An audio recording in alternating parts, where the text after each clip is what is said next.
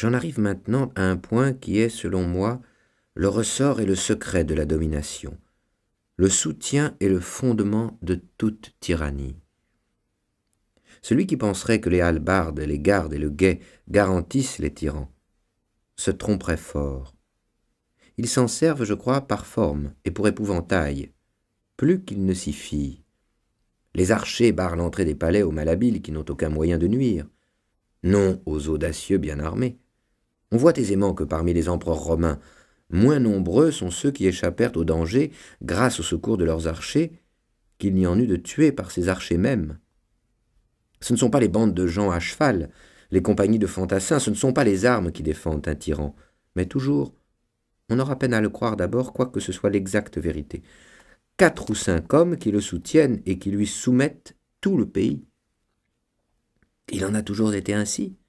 5 ou 6 ont eu l'oreille du tyran et s'en sont approchés d'eux-mêmes, ou bien ils ont été appelés par lui pour être les complices de ses cruautés, les compagnons de ses plaisirs, les maquereaux de ses voluptés et les bénéficiaires de ses rapines.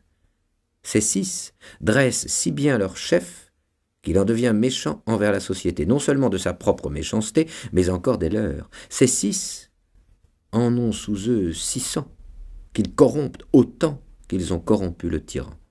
Ces 600 en tiennent sous leur dépendance 6000, qu'ils élèvent en dignité. Ils leur font donner le gouvernement des provinces ou le maniement des deniers, afin de les tenir par leur avidité ou par leur cruauté, afin qu'ils les exercent à point nommé, et fassent d'ailleurs tant de mal qu'ils ne puissent se maintenir que sous leur ombre, qu'ils ne puissent s'exempter des lois et des peines que grâce à leur protection. Grande est la série de ceux qui les suivent. Et qui voudra en dévider le fil verra que non pas 6000, mais 100 000 et des millions tiennent au tyran par cette chaîne ininterrompue qui les soude et les attache à lui, comme Homère le fait dire à Jupiter qui se targue, en tirant une telle chaîne, d'amener à lui tous les dieux. De là venait l'accroissement du pouvoir du Sénat sous Jules César, l'établissement de nouvelles fonctions, l'institution de nouveaux offices, non certes pour réorganiser la justice, mais pour donner de nouveaux soutiens à la tyrannie.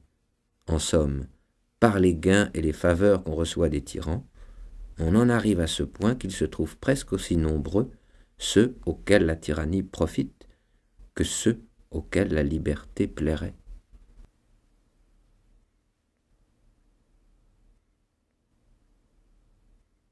Au dire des médecins, bien que rien ne paraisse changer dans notre corps, dès que quelque tumeur se manifeste en un seul endroit, toutes les humeurs se portent vers cette partie véreuse.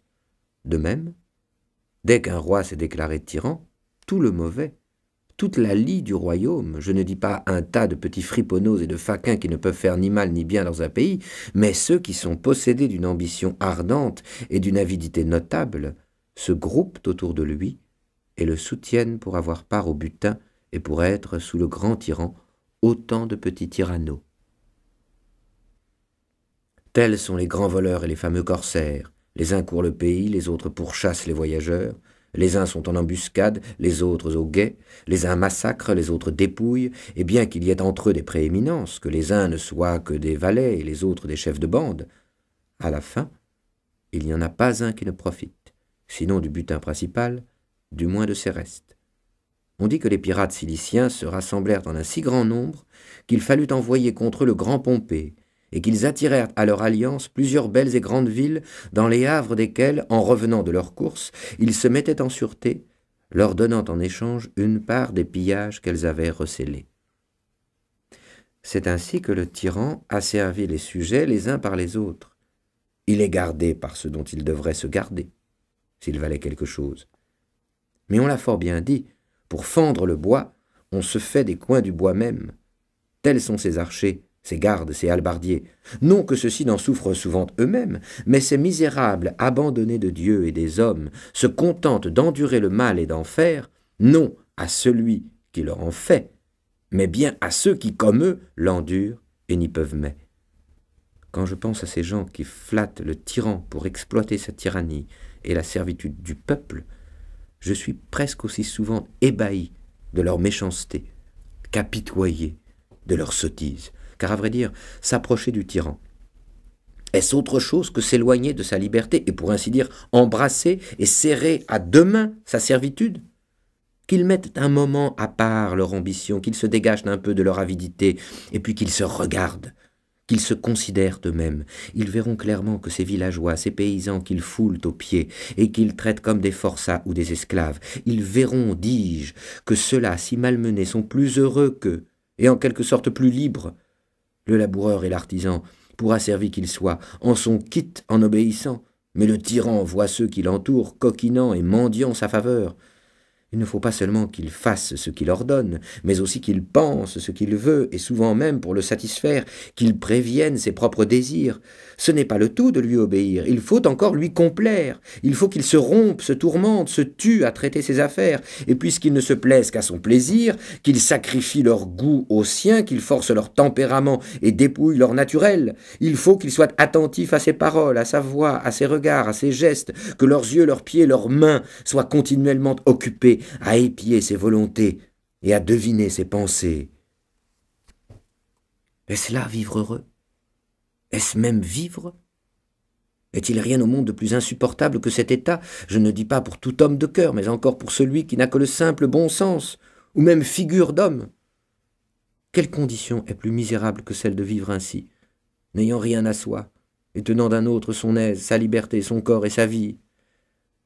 Mais ils veulent servir pour amasser des biens, comme s'ils pouvaient rien gagner qui fût à eux, puisqu'ils ne peuvent même pas dire qu'ils sont à eux-mêmes, et comme si quelqu'un pouvait avoir quelque chose à soi sous un tyran. Ils veulent se rendre possesseurs de biens, oubliant que ce sont eux qui lui donnent la force de ravir tout à tous, et de ne rien laisser qu'on puisse dire être à personne. Ils voient pourtant que ce sont les biens qui rendent les hommes dépendants de sa cruauté, qu'il n'y a aucun crime plus digne de mort, selon lui, que l'avantage d'autrui, qu'il n'aime que les richesses et ne s'attaque qu'aux riches. Ceux-là viennent cependant se présenter à lui comme des moutons devant le boucher, pleins et bien repus, comme pour lui faire envie. Ses favoris devraient moins se souvenir de ceux qui ont gagné beaucoup auprès des tyrans que de ceux qui s'étant engorgés quelque temps et ont perdu peu après les biens et la vie. Il devrait moins songer au grand nombre de ceux qui y ont acquis des richesses qu'au petit nombre de ceux qui les ont conservées. Qu'on parcourt toutes les histoires anciennes, et qu'on rappelle toutes celles dont nous nous souvenons, on verra combien nombreux sont ceux qui, arrivés par de mauvais moyens jusqu'à l'oreille des princes, soit en flattant leurs mauvais penchants, soit en abusant de leur naïveté, ont fini par être écrasés par ces mêmes princes, qui avaient mis autant de facilité à les élever que d'inconstance à les défendre. Parmi le grand nombre de ceux qui se sont trouvés auprès des mauvais rois, il en est peu ou presque pas qui n'aient éprouvé eux-mêmes la cruauté du tyran, qu'ils avaient auparavant attisée contre d'autres. Souvent enrichis à l'ombre de sa faveur des dépouilles d'autrui, ils l'ont à la fin enrichi eux-mêmes de leurs propres dépouilles. Et même les gens de bien, il arrive parfois que le tyran les aime, si avancés qu'ils soient dans sa bonne grâce, si brillante que soient en eux la vertu et l'intégrité, qui, même aux méchants, inspirent quelque respect lorsqu'on les voit de près. Ces gens de bien, dis-je, ne sauraient se maintenir auprès du tyran. Il faut qu'ils se ressentent aussi du mal commun, et qu'ils éprouvent la tyrannie à leurs dépens, tel un Sénèque, un Burrus, un Thraséas, cette trinité de gens de bien dont les deux premiers eurent le malheur de s'approcher d'un tyran qui leur confia le maniement de ses affaires, tous deux chéris de lui, et bien que l'un d'eux l'eût élevé, ayant pour gage de son amitié les soins qu'il avait donnés à son enfance, ces trois-là, dont la mort fut si cruelle, ne sont-ils pas des exemples suffisants du peu de confiance que l'on doit avoir dans la faveur d'un méchant maître? En vérité, quelle amitié attendre de celui qui a le cœur assez dur pour haïr tout un royaume qui ne fait que lui obéir, et d'un être qui, ne sachant aimer, s'appauvrit lui-même et détruit son propre empire. Or, si l'on veut dire que Sénèque, Burrus et Thraséas n'ont éprouvé ce malheur que pour avoir été trop gens de bien, qu'on cherche attentivement autour de Néron lui-même, on verra que tous ceux qui furent en grâce auprès de lui et qui s'y maintinrent par leur méchanceté n'eurent pas une fin meilleure. Qui a jamais entendu parler d'un amour aussi effréné, d'une affection aussi opiniâtre? Qui a jamais vu d'homme aussi obstinément attaché à une femme que celui-là le fut à Popée? Or, il l'empoisonna lui-même. Sa mère, Agrippine, pour le placer sur le trône, avait tué son propre mari Claude.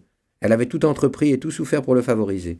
Et cependant son fils, son nourrisson, celui-là qu'elle avait fait empereur de sa propre main, lui ôta la vie après l'avoir souvent maltraité. Personne ne nia qu'elle n'eût bien mérité cette punition, si elle avait été infligée par n'importe qui d'autre.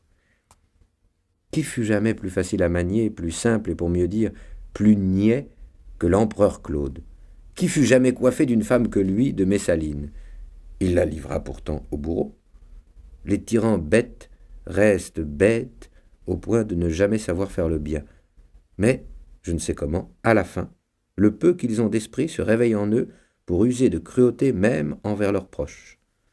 On connaît assez le mot de celui-là qui, voyant découverte la gorge de sa femme, de celle qu'il aimait le plus, sans laquelle il semblait qu'il ne pût vivre, lui adressa ce joli compliment: « Ce beau cou sera coupé tout à l'heure, si je l'ordonne. » Voilà pourquoi la plupart des anciens tyrans ont presque tous été tués par leurs favoris. Connaissant la nature de la tyrannie, ceux-ci n'étaient guère rassurés sur la volonté du tyran et se défiaient de sa puissance. C'est ainsi que Domitien fut tué par Stéphanus, Commode par une de ses maîtresses, Caracalla par le centurion Martial, excité par Macrin, et de même presque tous les autres. Certainement le tyran n'aime jamais, et n'est jamais aimé. L'amitié est un nom sacré, une chose sainte. Elle n'existe qu'entre gens de bien. Elle naît d'une mutuelle estime, et s'entretient moins par les bienfaits que par l'honnêteté. Ce qui rend un ami sûr de l'autre, c'est la connaissance de son intégrité. Il en a pour garant son bon naturel, sa fidélité, sa constance. Il ne peut y avoir d'amitié là où se trouve la cruauté, la déloyauté, l'injustice. Entre méchants, lorsqu'ils s'assemblent, c'est un complot, et non une société. Ils ne s'aiment pas, mais se craignent, ils ne sont pas amis, mais complices. Quand bien même cela ne serait pas, il serait difficile de trouver chez un tyran un amour sûr, parce qu'étant au-dessus de tous, et n'ayant pas de père, il est déjà au-delà des bornes de l'amitié. Celle-ci fleurit dans l'égalité, dont la marche est toujours égale, et ne peut jamais clocher. Voilà pourquoi il y a bien, comme on le dit, une espèce de bonne foi parmi les voleurs lors du partage du butin, parce qu'alors ils y sont tous pères et compagnons. S'ils ne s'aiment pas, du moins se craignent-ils. Ils ne veulent pas amoindrir leurs forces en se désunissant. Mais les favoris d'un tyran ne peuvent jamais compter sur lui parce qu'ils lui ont eux-mêmes appris qu'il peut tout, qu'aucun droit ni devoir ne l'oblige, qu'il est habitué à n'avoir pour raison que sa volonté, qu'il n'a pas d'égal et qu'il est le maître de tous. N'est-il pas déplorable que malgré tant d'exemples éclatants, sachant le danger si présent, personne ne veuille tirer leçon des misères d'autrui et que tant de gens s'approchent encore si volontiers des tyrans, qu'il ne s'en trouve pas un pour avoir la prudence et le courage de leur dire, comme le renard de la fable au lion qui faisait le malade: « J'irais volontiers te rendre visite dans ta tanière, mais je vois assez de traces de bêtes qui y entrent, quant à celles qui en sortent, je n'en vois aucune. » Ces misérables voient reluire les trésors du tyran, ils admirent tout ébahis les éclats de sa magnificence.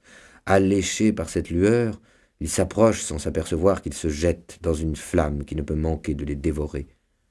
Ainsi le satyre imprudent de la fable, voyant briller le feu ravi par Prométhée, le trouva si beau qu'il alla le baiser et s'y brûla. Ainsi le papillon, qui espérant jouir de quelque plaisir, se jette au feu parce qu'il le voit briller, éprouve bientôt, comme dit Lucain, qu'il a aussi le pouvoir de brûler. Mais supposons encore que ces mignons échappent aux mains de celui qu'ils servent. Ils ne se sauvent jamais de celle du roi qui lui succède. S'il est bon, il leur faut alors rendre des comptes et se soumettre à la raison. S'il est mauvais comme leur ancien maître, il ne peut manquer d'avoir aussi ses favoris qui, d'ordinaire, non contents de prendre leur place, leur arrachent aussi le plus souvent leurs biens et leur vie.